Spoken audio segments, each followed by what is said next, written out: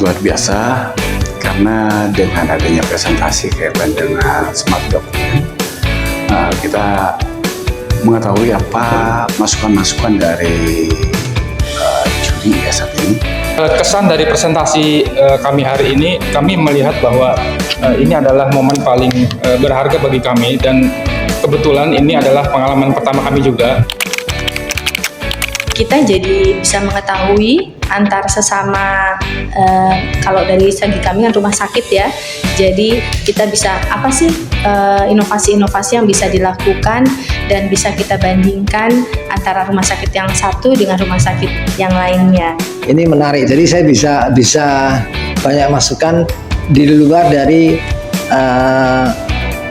istilahnya kalau kita departemen saya departemennya bangunan, interior, dekorasi, dan sekarang kan ada ekonomi, masukan ini, masukan budaya lain. Sangat baru semua, baru karena Bank Sampah 05-nya juga baru berdiri dan kompetensi daripada Kota Cerdas Kota Bekasi ini juga baru gitu kan. Terutama di kami di Dinas Tata Ruang, kami sudah mulai mencoba mengembangkan smart government ya, smart city. Tentu yang pertama adalah tadi keterbukaan informasi terhadap publik.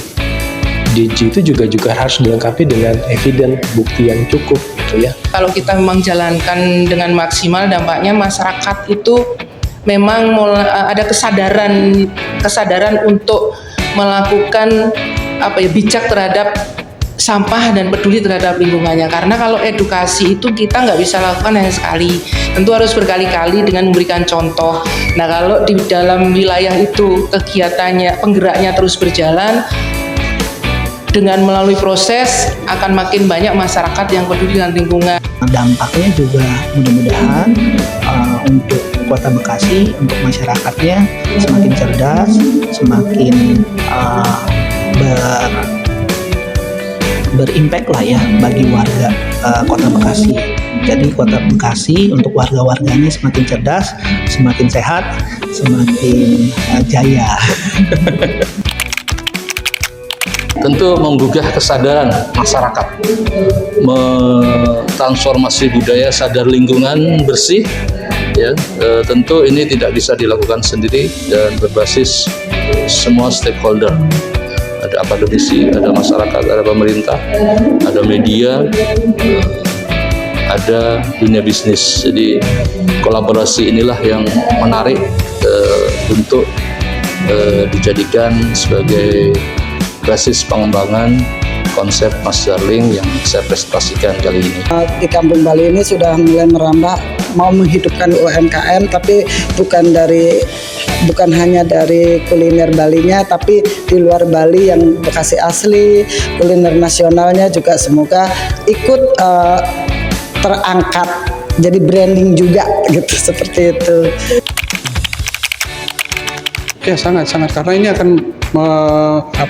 menggerakkan masyarakat untuk membuat ide dan mengaplikasikannya gitu. Dan ini tentunya bisa berdampak langsung kepada masyarakat. Tentunya sangat bermanfaat ya, dan berharapnya memang sosialisasi terhadap program tersebut ya. Jadi kalau misalkan saya juga tahu tahu informasi ini ya di batas terakhir. Jadi H-1 saya baru tahu. Ya.